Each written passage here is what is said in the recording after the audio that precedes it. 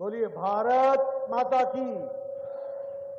जरा जोर से, भारत माता की, भारत माता की, भारत माता की। आज के इस जन आशीर्वाद यात्रा के प्रारंभिक कार्यक्रम में मंच पर उपस्थित हमारे मध्य प्रदेश के यशस्वी मुख्यमंत्री सम्मानीय शिवराज सिंह चौहान जी, हमारे प्रदेश के जुझारू अध्यक्ष श्री वी.डी. शर्मा जी, हमारे इस चुनाव प्रबंधन को देख रहे भारत सरकार में मंत्री नरेंद्र सिंह तोमर जी, भारत सरकार में मंत्री श्री ज्योतिरादित्य सिंधिया जी, हमारे राष्ट्रीय महामंत्री कैलाश विजयवर्गीय जी, प्रदेश के प्रभारी मुरलीधर राव जी, हमारे राज्य मंत्री फग्गन सिंह कुलस्ते जी, गणेश सिंह जी, सतीश शर्मा जी, लक्ष्मीकांत वाजपेयी जी, विजेंद्र प्रताप सिंह जी जो यात्रा के कार्य देख रहे हैं, संयोजक हैं, मंच पर आसीन सभी मंत्रीगण, हमारे सांसदगण, विधायकगण और पार्टी के वरिष्ठ पदाधिकारी और प्रभु राम के तपोभूमि पर एकत्र आए देवियों और सज्जनों, जो जन आशीर्वाद यात्रा में जन आशीर्वाद देने के लिए आए हैं, और मीडिया के मेरे साथी, प्रिंट मीडिया और इलेक्ट्रॉनिक मीडिया के मेरे साथी, ये मेरा सौभाग्य है कि मुझे प्रभु श्री राम के तपोभूमि पर आज इस जन आशीर्वाद यात्रा के शुभारंभ के अवसर पर यहां आने का सौभाग्य प्राप्त हुआ है। यह जन आशीर्वाद यात्रा, ये भारतीय जनता पार्टी के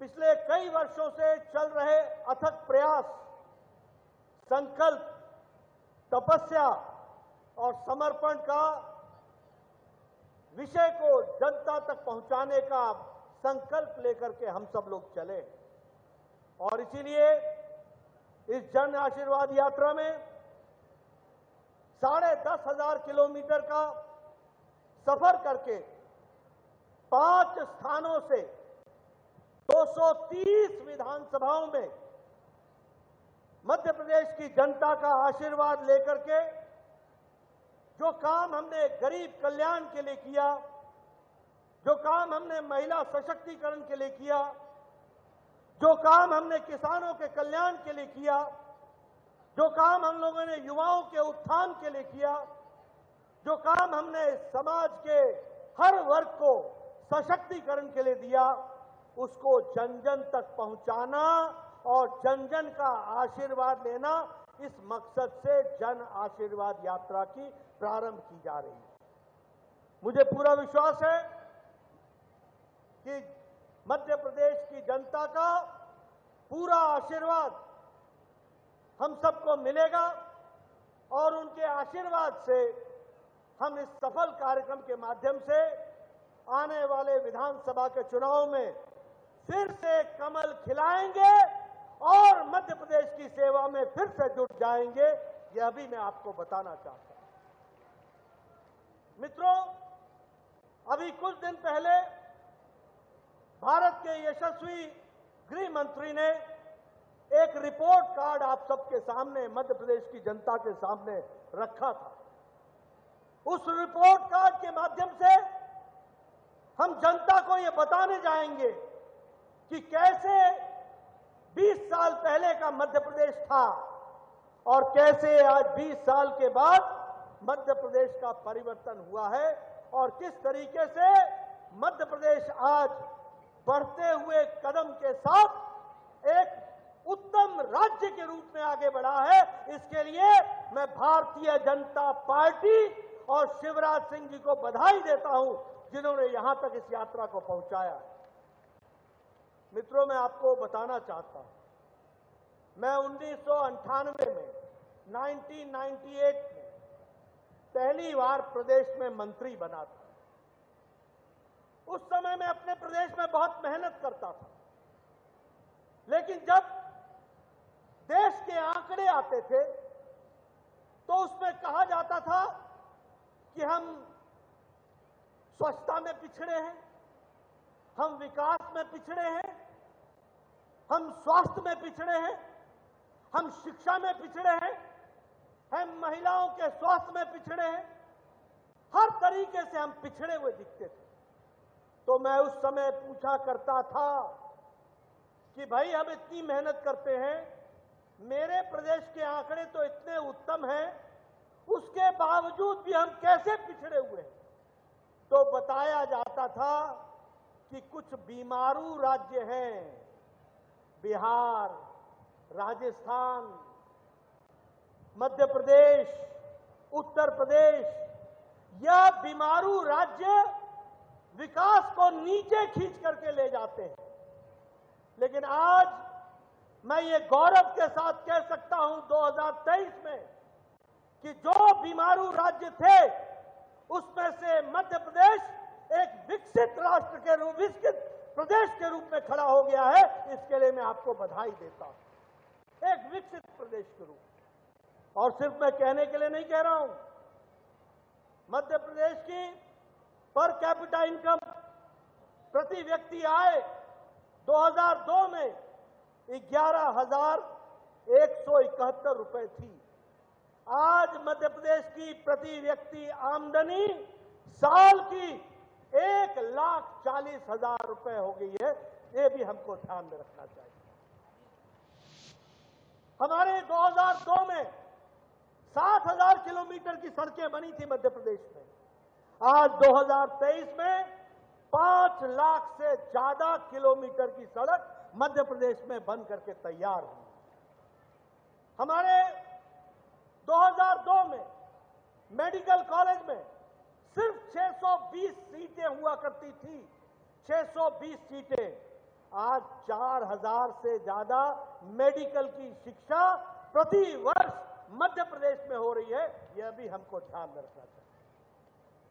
हमारे यहां शिक्षण संस्थान, कॉलेजेस 310 थे 2002 में, और आज 536 शिक्षण संस्थान, एजुकेशनल कॉलेजेस बने हैं। यह भी हमको ध्यान में रखना चाहिए। हमारे यहां इंडस्ट्री के नाम पर,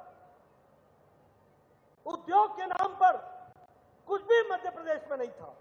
मैं आपके सामने, युवाओं के सामने 20 साल पहले की तस्वीर खींच रहा हूं, और आज जहां मध्य प्रदेश में पहले 23 इंडस्ट्रियल एरिया थे, आज मध्य प्रदेश में 112 इंडस्ट्रियल एरिया में काम चला है और इंडस्ट्रीज लगी है। आपको जानकर आश्चर्य होगा कि मध्य प्रदेश में उद्योग सिर्फ 6% थे, 0.6%, 0.6%। आज मध्य प्रदेश में उद्योगीकरण 24% तक पहुंचा है। इसको भी हमको ध्यान में रखना चाहिए। इसलिए विकास के साथ आज मध्य प्रदेश खड़ा हो गया है, हर चीज में आगे बढ़ रहा है। मुझे खुशी है कि जब मैं मध्य प्रदेश की बात करता हूं तो मध्य प्रदेश स्वच्छता में नंबर 1 पर खड़ा है देश में। मुझे खुशी है कि जब मैं मध्य प्रदेश की बात करता हूं तो स्मार्ट सिटी में मध्य प्रदेश नंबर 1 पर खड़ा है। मुझे खुशी है कि जल संरक्षण में मध्य प्रदेश प्रथम स्थान पर खड़ा है। मुझे खुशी है कि प्रधानमंत्री स्वामित्व योजना में भी मध्य प्रदेश ने नंबर 1 की बाजी मारी है और नंबर 1 पर खड़ा है। मुझे खुशी है कि प्रधानमंत्री मातृत्व वंदना योजना में महिलाओं के सशक्तिकरण में प्रसूति से लेकर के हर तरीके के बच्चों के विकास के लिए जो कार्यक्रम चलाए गए हैं, उसमें भी मध्य प्रदेश नंबर 1 पर खड़ा है। इस बात को भी हमको ध्यान में रखना चाहिए। प्रधानमंत्री स्वनिधि योजना में भी मध्य प्रदेश नंबर 1 पर है, और प्रधानमंत्री आवास योजना में भी मध्य प्रदेश नंबर 1 पर खड़ा है। यह भी हमको याद रखना चाहिए।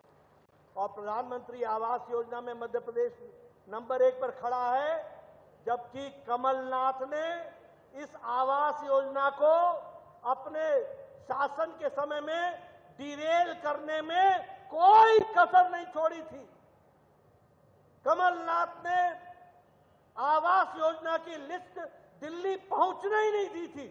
उसके बावजूद भी पिछले 3 साल में शिवराज सिंह ने मेहनत करके मध्य प्रदेश को आवास योजना में नंबर 1 पर पहुंचा दिया है। ये हमको ध्यान में रखना चाहिए। अब ये हमारी जिम्मेवारी है। बताइए, नवंबर दिसंबर में मध्य प्रदेश को नंबर 1 पर पहुंचाओगे कि नहीं? पहुंचाओगे कि नहीं? कमल खिलाओगे कि नहीं? आगे बढ़ाओगे कि नहीं? मध्य प्रदेश को नंबर 1 रखने में कोई कसर नहीं छोड़ना। मित्रों, ये आपसे मैं निवेदन करने के लिए आया हूं। मित्रों, जब मैं आज 5G की बात करता हूं, मोदी जी की, तो ये 5G क्या है? ये कनेक्टिविटी तो है ही, लेकिन ये ग्रोथ का इंजन है, ये गुड गवर्नेंस का इंजन है, ये गुडविल का इंजन है, ये गारंटी की जिम्मेवारी है और ये गरीब कल्याण से जुड़ा हुआ 5G है। इसके लिए जहां प्रधानमंत्री मोदी जी ने कोई कसर नहीं छोड़ी, वहां मध्य प्रदेश के भी नेताओं ने जनता तक विकास को पहुंचाने में कोई कसर नहीं छोड़ी है। यह भी आपके सामने मैं कहना चाहता हूं। मित्रों, हम लोग समर्पित हैं, संकल्पित हैं। किस बात के लिए? गांव, गरीब, वंचित, पीड़ित, शोषित, दलित, महिला, युवा, किसान, इनकी तस्वीर और तकदीर बदलने के लिए हम संकल्पित हैं। और हमारी तमाम योजनाएं, अगर हम बात करें प्रधानमंत्री आवास योजना की, अगर हम बात करें प्रधानमंत्री गरीब कल्याण अन्न योजना की, आज गरीब कल्याण अन्न योजना के कारण 13 करोड़ 50 लाख 13.5 करोड़ लोग आज गरीबी की रेखा से निकल करके मध्य वर्ग में पहुंच गए हैं। ये भारत की बदलती तस्वीर है। ये गरीब कल्याण अन्न योजना के कारण 80 करोड़ की जनता को भूखे रहने से बचाने का काम मोदी जी ने किया। आज कोई भी गरीब भूखा नहीं सोता है। इसलिए अति गरीबी भारत में 0.1% से भी कम हो गई है। यह भी हमको ध्यान में रखना चाहिए।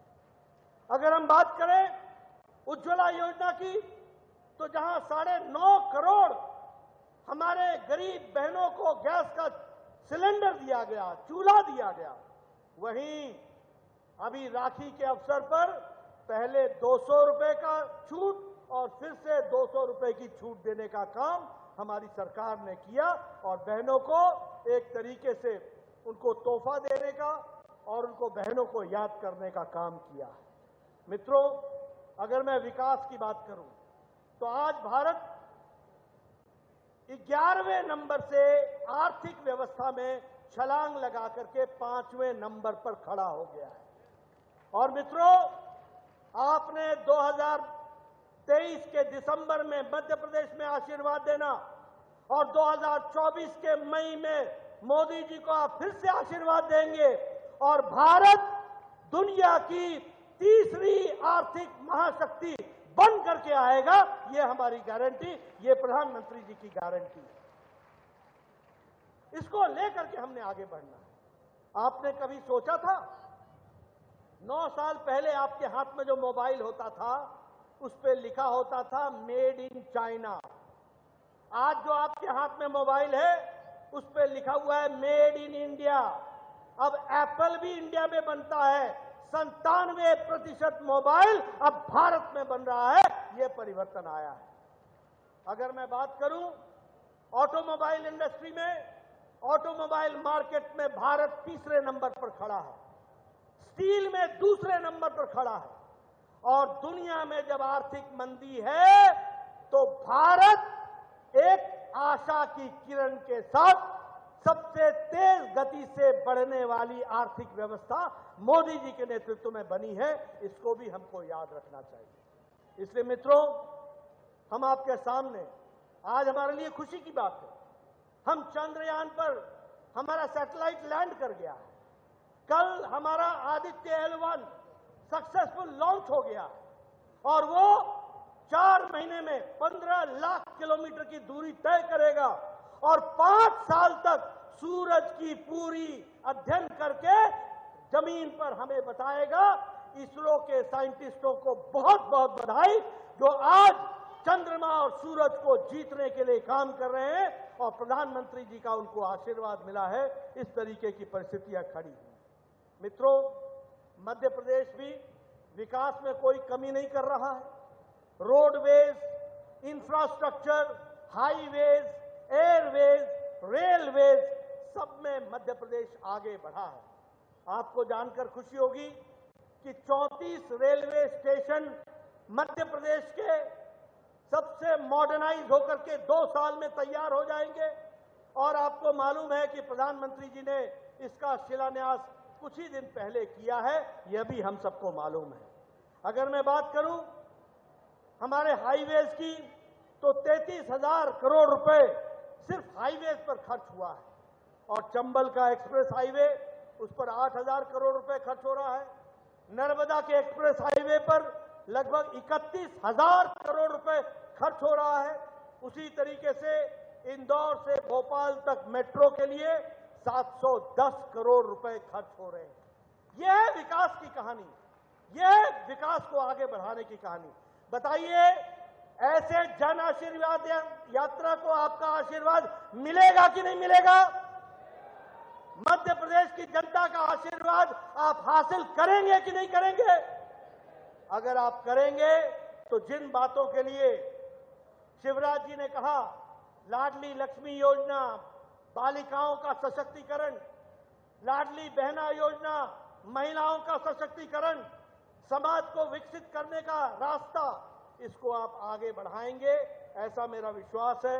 ये मैं आपके सामने कहना चाहता हूं। मुझे खुशी है कि आज 14 मेडिकल कॉलेज, नए मेडिकल कॉलेज प्रधानमंत्री मोदी जी ने दिए हैं और मुझे खुशी है गणेश सिंह जी, मेरे ही स्वास्थ्य मंत्री काल में आपको भी मेडिकल कॉलेज मिला मोदी जी के आशीर्वाद से और यहां की जनता को वह समर्पित हुआ है। इसके लिए भी आपको मैं बधाई देता हूं। उसी तरीके से हमारे शिवपुरी के हमारे ज्योतिरादित्य जी बैठे हैं, उनसे पूछिए कि किस तरीके से उनका मेडिकल कॉलेज से वो वंचित हो गए थे, उनको भी मेडिकल कॉलेज देने का प्रयास किया है।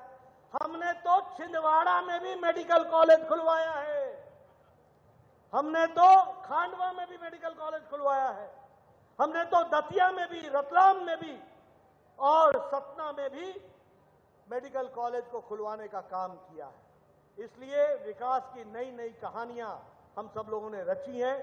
फिर चाहे अगर हम धार्मिक दृष्टि से देखें तो चाहे ओमकारेश्वर हो, चाहे अमरकंटक हो, 100 करोड़ रुपए की लागत से इन स्थानों को बढ़ाने का काम प्रधानमंत्री मोदी जी कर रहे हैं और शिवराज जी उनको धरती पर लगा रहे हैं। मित्रों, मैं अगर विकास की कहानी कहूंगा तो बहुत लंबी कहानी हो जाएगी, मैं आपका ज्यादा समय नहीं लेना चाहता, लेकिन एक बात मैं गारंटी से कहना चाहता हूं कि आज मध्य प्रदेश मुख्य धारा में है।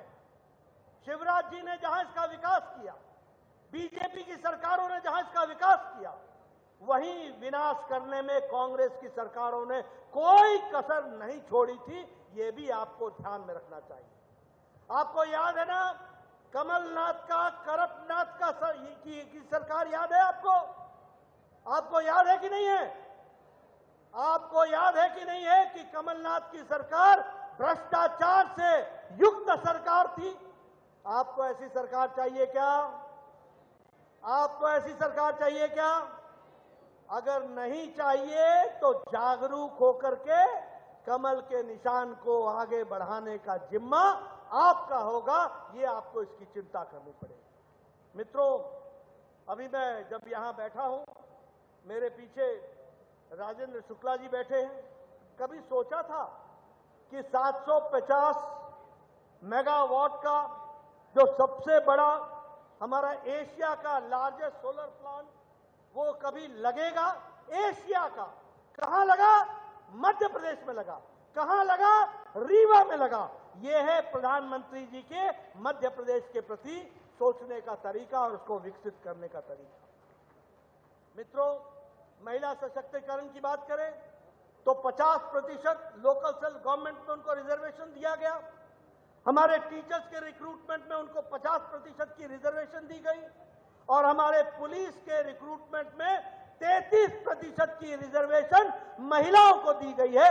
ये आज विकसित महाराष्ट्र मध्य प्रदेश को बढ़ाने का काम हमारी सरकार ने किया है कि कैसे मध्य प्रदेश विकसित हो सकता है और करना है, इसको हमको ध्यान में रखना चाहिए।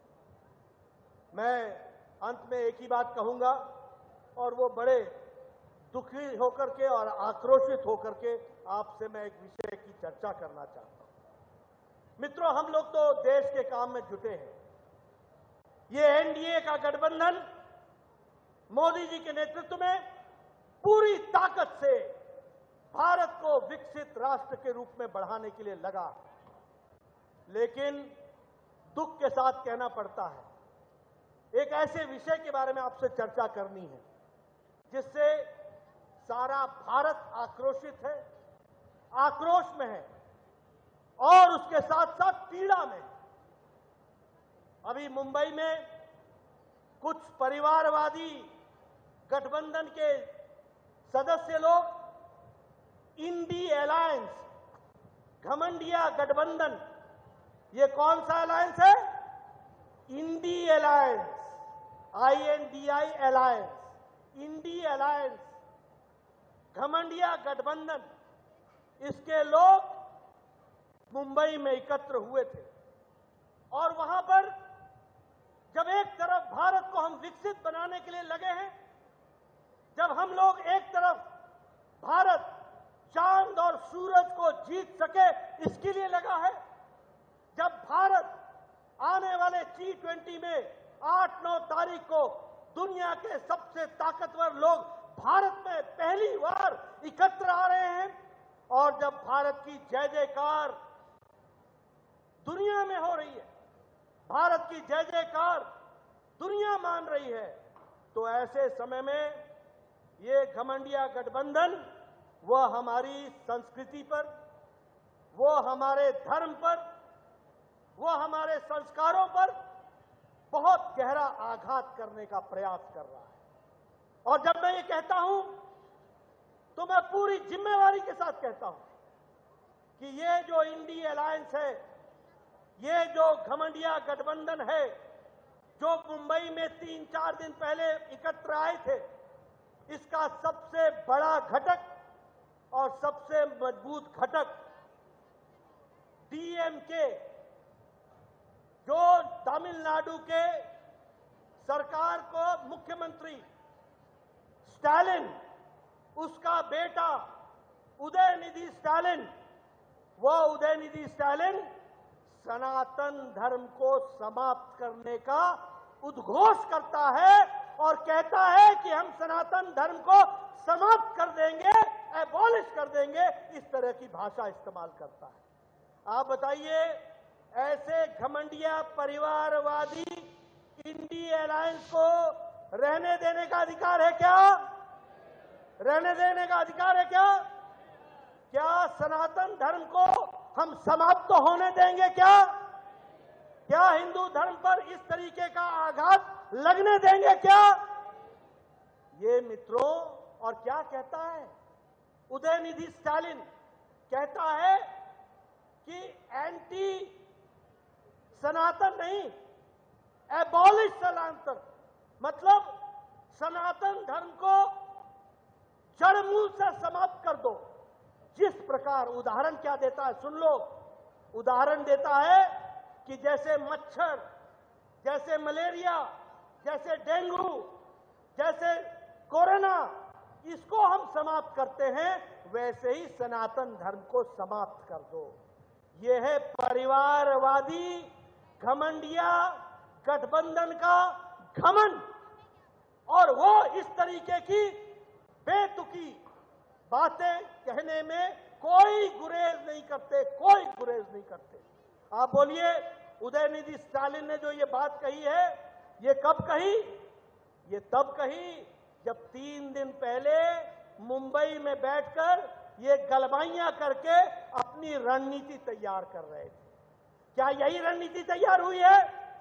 क्या इंडी अलायंस का, क्या घमंडिया गठबंधन का ये सोचा समझा राजनीतिक रणनीति है क्या कि सनातन धर्म को समाप्त करो, हिंदू धर्म को समाप्त करो? और मैं पूछना चाहता हूं कि राहुल गांधी से कि राहुल गांधी, ये जो आपने मोहब्बत की दुकान चलाई, ये मोहब्बत की दुकान में हिंदू धर्म और सनातन की नफरत का सामान कहां बिक रहा है? ये नफरत का सामान कैसे बिक रहा है? और ये हिंदू विरोधी, सनातन विरोधी जहर आप जो वहां पर पैदा कर रहे हैं, यही क्या आपकी मोहब्बत की दुकान है? मैं ये इंडी अलायंस और घमंडिया गठबंधन से सवाल पूछना चाहता हूं। पहला सवाल, मुझे जवाब चाहिए और देश को जवाब चाहिए कि जो उदयनिधि स्टालिन ने कहा है वो इंडी अलायंस का और घमंडिया गठबंधन का रणनीति का, राजनीति का हिस्सा है। क्या वह रणनीति बनी है? और क्या आपने मुंबई में यह रणनीति बना करके आप उतरे हैं? और मेरा दूसरा सवाल है कि क्या आप आने वाले चुनाव में आप सनातन धर्म को समाप्त करने की राजनीति के मुद्दे को लेकर के जनता के बीच में जाने वाले हैं? अगर आप जाने वाले हैं और अगर नहीं, आपने तय किया है कि कुछ भी भारत से जुड़ा हुआ हो, भारत की संस्कृति, भारत का संस्कार, भारत का सनातन धर्म, भारत की सोच, भारत का गौरवमय इतिहास, इससे आपका कोई लगाव नहीं है और आपकी मोहब्बत की दुकान नफरत फैलाने वाला कार्य कर रहा है, यह बात स्पष्ट हो जाती है। इसलिए मैं चाहूंगा, यहां जहां आप जन आशीर्वाद यात्रा में आप आशीर्वाद देने के लिए आए हैं, वहीं आप संकल्प लें कि ऐसे इंडी अलायंस को आप जमीन से उखाड़ करके फेंक देंगे ना? आप जमीन से उखाड़ के फेंकेंगे ना? फेंकेंगे ना? इनको रहने का अधिकार है क्या? ऐसी विचारधारा को रहने का अधिकार है क्या?